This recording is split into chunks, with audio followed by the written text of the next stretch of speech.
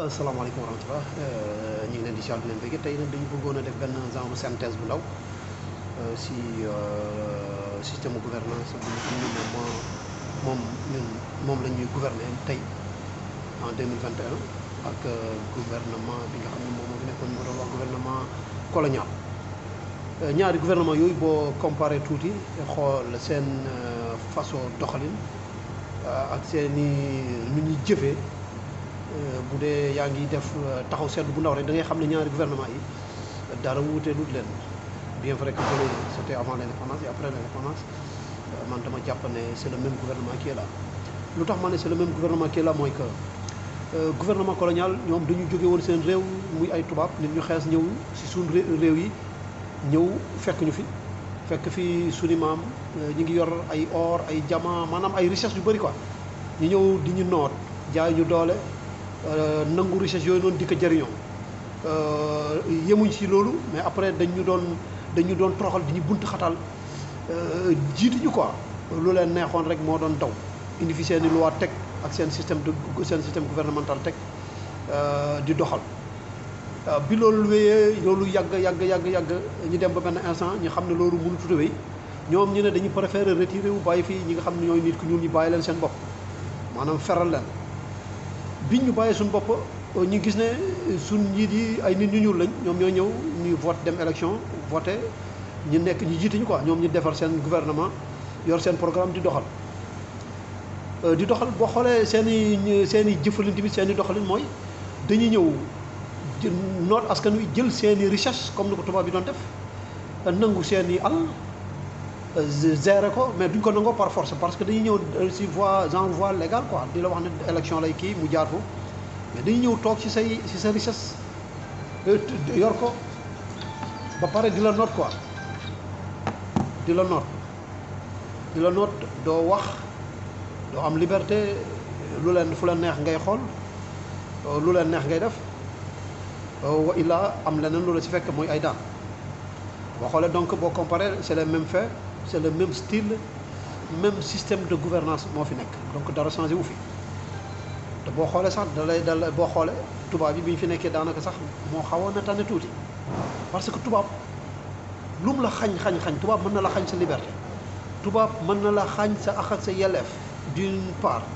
mais tubaab du la xañ mukk sa façon ni ngay xalaatee tubaab du ko xañ nit en général tubaab encore une fois tamit du xañ nit mu bind maanaam liberté de s'exprimer quoi maanaam di bind quoi waxuñ nag l'expression par la parole quoi di bind parce que tubaab bi boo xoolee suñu maam yi ñu fi doon jëflanteeg yëpp doon leen privé seen liberté doon nañ leen bàyyee benn liberté bi mooy liberté di bind ay téere di nafar dinaa si ñëw ci kanam donc buñ comparé ñaari gouvernement yi dalay leer ne donc même fait ñoo fi nekk même système de gouvernance moo fi nekk même chose la quoi bien vrai que bële ak tubaab bu xonk nga doon faral di gis moom mooy ñëw taxaw sa kanam bi tey nit ku ñuul comme yow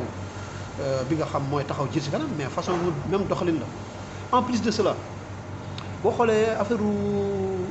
contrôle judiciaire bi ñuy wax bi xam nga moom lañ teg Sonko boo xoolee gouvernement colonial bi c'est le même système moom la teg suñ gouvernement yi maanaam dañu nekk ñun sous contrôle judiciaire ñun les gouvernements actuels on est sous contrôle des occidentaux contrôle judiciaire lañ nekk parce que lu tax ñu nekk contrôle judiciaire mooy lépp li nga xam ne ñoom moom lañ bëgg loolu ngay def seen condition lañ yor di la ko tegal jaaral fii soo ko mënul ñu ñëw saboter sa réew mën nañ fa ñëw indi fa guerre civile mën nañ fa ñëw saboter économie bi mën nañ fa indi feebar mën nañ fa indi lu nekk quoi maanaam pour déstabiliser sa réew bi day yomb ci ñoom donc ñoom ñoo nekk ci gannaaw donc te liñ def Sonko lii sous contrôle judiciaire boobu ba léegi nii moom la chaîne la quoi c'est une chaîne quoi maanaam affaire mbir bi chaîne la gouvernement colonial bi te mu nekk tubaab yi tey dañu def sous contrôle judiciaire à nos gouvernement tamit ñun ñi ñuy def sous contrôle judiciaire ñun peuple bi te lu tax ma wax la loolu mooy da ngay xool yàggut dara Ousmane Sonko gars yi am na lu ñu ko fi tuumaal jàpp ko tëj ko génnewaat ko bàyyi ko nee nañ libre na mais ku xam réellement lu xew xam lan mooy yoon xam lan mooy justice tu sais bel et bien que Ousmane Sonko n'est pas libre mu ngi génn nag di dox di dem seet ay mbokkam di def ay yenn activité mais tey si tey Ousmane Sonko am na yoo xam ne tey si tey bu ko bëggoon a dox wala fu mu bëggoon a dem feneen tey si tey du fa mën a dem donc Ousmane Sonko n'est pas toujours libre il n'est pas libre donc Ousmane Sonko ba léegi may wax nii may wax ak yéen dañu restreindre ay liberté am mooy contrôle judiciaire bi ñu ko dóor bi pour bañ mu mën a mëne li mu bëgg a mëne ni du fu ko neex mu dem du heure bu ko neex mu dem fu ko neex du lu ko neex mu wax parce que am na yoo xam ne dañ ko tere wax donc liberté d'expression bi nga xam ne ñoom ñu ngi koy incarner en tant que ci démocratie amatul de tere nañ ko il n'est pas libre de sa parole du lu ko neex mu wax parce que dossier bi nee nañ ko boo ko waxee caaf dana xëm yaa ngi dégg de ce fait loolu contrôle judiciaire bi ñu ko teg bi moom la ñu teg ñun le peuple parce que jamono ji may wax ak yéen amul kenn si ñun koo xam ne te ni ñeme nga wax gouvernement yi ni ñu doxalee ñeme nga si wax wala nga jëf si amul ndax boo si waxee ñi jàpp la yóbbu la kaso bu la yóbbu kaso génn la dóor la liberté provisoire wala dóor la liberté xaw ma nu ñu koy waxee seen expression yooyu noonu dootoo mën a waxati yenn yi dootoo ko mën a waxati fenn fi dootoo fa mën a demati mu lay wan ne donc ñun pare guñu te boo xoolee damay ñëwaat tuuti le président Sonko boo déggee muy wax changement de système bi lii mooy système bi c'est ça le système ñu bëri comprendre duñ ko muy waxee ñu naan système bi moo ko jàngal moo ko def nii ba tey muy ñëw di wax waxu système nangam ak nangam dañoo comprendre lu xew bu doon nit ki boo juddoo ñëw fekk lu baaxul amoo droit dindi ko da nga war a toog rek de si lu baaxul loolu noonu konoon yónnante yi fi jaar yëpp biñ fi ñëwee dañ fi fekk ay nit nekk fi di naan sàngara di rey nit ñi ak cedd gu métti nekk fi di tooñ nit ñi di jaay nit ñi doole mais ñoom ñi ñëw xam ne lii ci par digalu yàlla xam ne lii bunta wéy mais ñi dindi ko teg fi beneen système bu baax boo xam ne ni moom moo ñuy jëriñ fii jëriñ ñu fële donc ñooñu dañoo ñëw changer système c'est le même cas que Sonko bu ñëwee ne day changer système mais ki la ñëw ne la damay changer système mais laaj ko nan ngay changer système bi mu wax la dina ne la xanaa lii ak lii jumtukaay yi laa yor pour changer système un système ne se change pas seulement par les parents par des discours da si système lu koy changer bien vrai que c'est par des discours aussi mais aussi c'est par ay pratique mais nit ki boo ko joxul chance mu pratiquer li muy wax li gannaaw bi nga ko xamee ba léegi ay at a ngi nii si gannaaw nga koy xam te discours bi muy tenir bi mosu si changer dara il est toujours strict il est toujours mu ngi posé wu si benn kii la nekk boo xam ne nii mosut a changer li muy wax ni mosoo ne ko ñëw mën ko yóbbu voir ne ko yaa fi waxoon ni wax nga waxeet wala def nga lii defaat ni kooku tey ba tey mënoo ko wax ne ñun ñëpp ñun ñoo yem Sénégal yi dañuy faral di wax ñun ñëpp ñoo yem politiciens yëpp ñoo yem politiciens yëpp mënuñu bokk yem sama gars yi nit ñëpp mënuñu bokk yem yàlla bindu dara yemale lépp mënut a nekk yàlla dafa bind lépp mu def ko ay exception nga gis lii baax lii bon lii gën lii am lu gën li gën àdduna noonu lay joxe mais nit ki boo ko essayé woon mënoo xam lan moo nekk si moom xam nga ma ñëwaat tuuti si système bi ma la wax bi ñuy changé système bi Sonko di incarné nii pourtant moom la Ahmadou Bamba ku tedd koog doon incarné moom la Thierno Souleymane Baal doon incarné moom la El Hadji Omar Foutiyou Tall buñ pour ñu bañ a guddal kii bi même ba si Mamadou Dia c'est le même programme qu'ils ont que Sonko xanaa kay Sonko dafa ñëw gën leen a nekk moderniser système bi mais c'est le même système qui est là système Sonko dafa ñëw jëmmal li nga xam ni ñoom amuñu woon chance pour jëmmal ko parce que boo xoolee amuñu woon benn liberté bi dañ leen doon tuumaal jàpp leen di leen buntu xatal ba lépp li nga xam ne ñoom bëggoon nañ ko defal seen réew defal ko seen réew mu duñ ko mën defal seen réew mais cela ne veut pas dire que defuñu ko seen réew parce que boo xoolee ku mel ni Cheikh Ahmadou Bamba dafa bind lu plus de 7 tonnes 500 boo demee daaray Kaamil di nga xam lan la jàmbaar jooj bind suñu kilifa gu mag googu ku tedd googu ma jàpp ne Cheikh Ahmadou Bamba bi muy bind 7 tonnes 500 am yooyu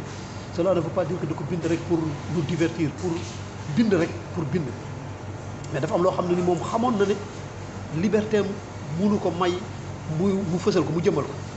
mu ne comme man sama liberté mayut ma daanaka jëmmal li nga xam ne moom laa bëgg a jëmmal xaaral ma bind ko tey samay sët suñ ñëwee mën si jariñ mu bind yu rëy yooyu yu bari yooyu teg ko pour ñun bu ñëwee ñi mën si jariñ mais dafa mel ni ñun comprendre luñ ko quoi et puis comprendre luñ lu doon bind ni jàpp naa ne daara kaamil jooj tey si tey buñ ko exploité woon ni ñu ko waroon a exploité woon konoon tey jàpp naa ne suñ lépp baax na mais nit ku ñuul du kii quoi du liir si mbir nit ku ñuul du jàngat si mbir nit benn affaire day ñëw rek mu parce que il est trop sentimental lu ñëw mu dugal si sentiment ba njariñ la réer ko loolu moo waral suñ maam yi lépp lu ñu fi bàyyee si njariñ ñun duñ ko mën a jariñoo parce que amuñ lecture bu si war duñ ko def mooy li ma leen wax li sànq tey si tey bu ñu demoon daaray kaamil jee exploité ko teg ko si table bi jàngal ko suñu doom teg ko si école bi balaa fii ak 20 ans da nga gis Sénégal bu dépassé wul États-Unis dina toll ak États-Unis mais comme ñun bëgguñu dem te wala nga xam ne ñenn ñi bëgguñu dem dañu toog rek topp tubaab bi lu tubaab bi wax ñu def ko te pourtant il n'est pas trop tard pour bien faire gis nga système bii tubaab yi imposé ñu dañ ko daf lu war a mën a dakka la dafa mën a dakk te war nañ ko mën a dakkal parce que am nañ ñoo xam ni ñu ñu jiite ñoo xam ne ils sont prêts pour sacrifier leur vie sacrifier seen lépp sacrifier seen temps sacrifier seen lépp pour mën a teg loole te jàpp naa ne nit buy xeex parfois da nga koy dégg Sénégalais yi ñu naan njariñ loo fekkee loolu foo déggee nit ku koy wax moytu ko kooku du jëmale am réewam kanam kooku féyig la kooku du nit ku baax parce que njariñ loo fekkee bu fekkoon ne njariñ loo fekkee konoon tey Cheikh Ahmadou Bamba bi muy bind bi muy jaayante di privé ñi koy privé liberté du doon pour njariñu boppam kese pour suñ njariñ la woon ñun te njariñ loolu tey moom moo jur lii ñi nekkee tey muy jàmm ji ak leneen ak leneen bu fekkonte ne dafa nekkoon nit koo xam ne nii lépp lu mu doon def pour propre intérêt la konoon yaakaar naa ne tey su tey ñun duñ fi fekk lii ñun tamit bu fekkante ne ñun dañoo égoïste de telle sorte que dañuy nekk naan njariñ loo fekkee lépp li nga xam ne nii dañ koy samp mu ñor tey ñun ñu jariñoo ko tey lépp lu nekkul loolu rek duñ ci dox ma xam ne ñun duñ amal njariñ suñu réew duñ amal njariñ suñuy sët te ëllëg suñuy sët danañ ñu jéppi pour man doomu adama bi dafa war a liggéey pour ñiy ñëw ëllëg mais warta liggéeyal boppam loolu mooy vrai patriote te loolu la suñu maam yi nekkee woon ak ñun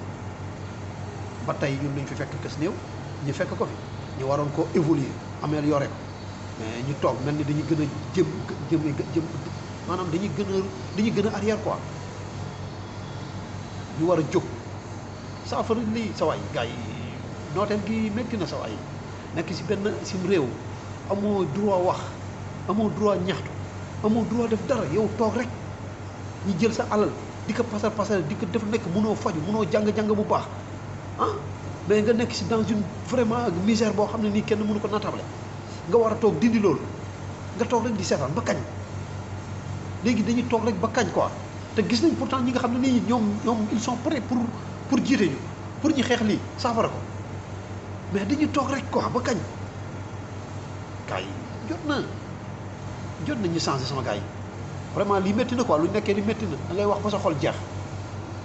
te pour nga bañ a nekk complice wala nga bañ a nekk bokk si seen kii il fallait que nga wax comme amoo doole joo jëfee wala nga def leneen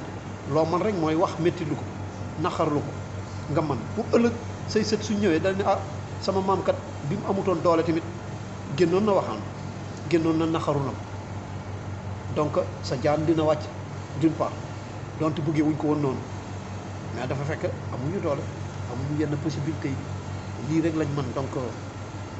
si lii rek lañuy def pour ñu jéem a xool ba xam dana changé wala du changé te dama jàppoon ne bu fekkoon ne jeunesse bi yëpp conscient nañ regroupé en un seul bloc jàpp naa ne lii doyul leen ngont pour ñu saafara ko suñu problème yi billaahi wallaahi wa taala yi ngont buñ gontee système buñ gontal système boobu di nga dégager di nga jeex yow di nga jël retraite amul benn bu système bu mën a résister un peuple uni amul réew yu fi doon jaay yi demal Soudan Omar El Bashir fa la nekkoon yoroon nguur gu jéggi dayoo demal Algérie demal Tunisie ak yeneen réew ay gars yu bëri doole ñoo fa nekkoon noot askan wi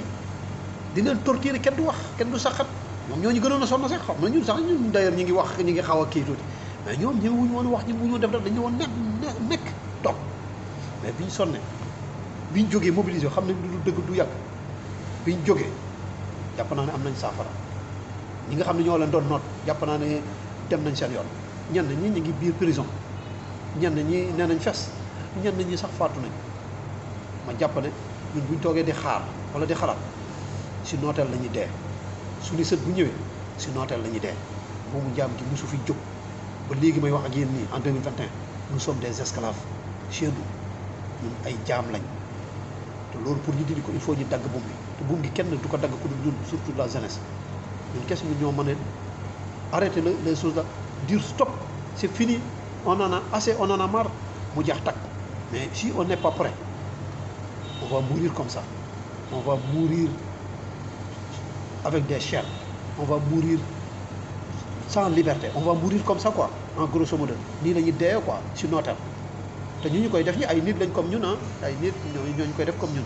te suñ alal lañ koy jëlee di ko transformer di ñu ko nooteel ñu toog di leen seetal ba kañ fulla mooy jaay daxaar nañ leen jóg si mbir mi mu jeex sama gars yi lii war na jeex war nañ mën a am ay hôpitaux yu baax di faju sans problème di jàng di def leneen di tukki di def lu ñu neex pourquoi mënuñu am loolu ba léegi ñu toog rek di seetaan di xoole ba kañ yàccaaral rek loolu rek la problème bi il faut ñu jóg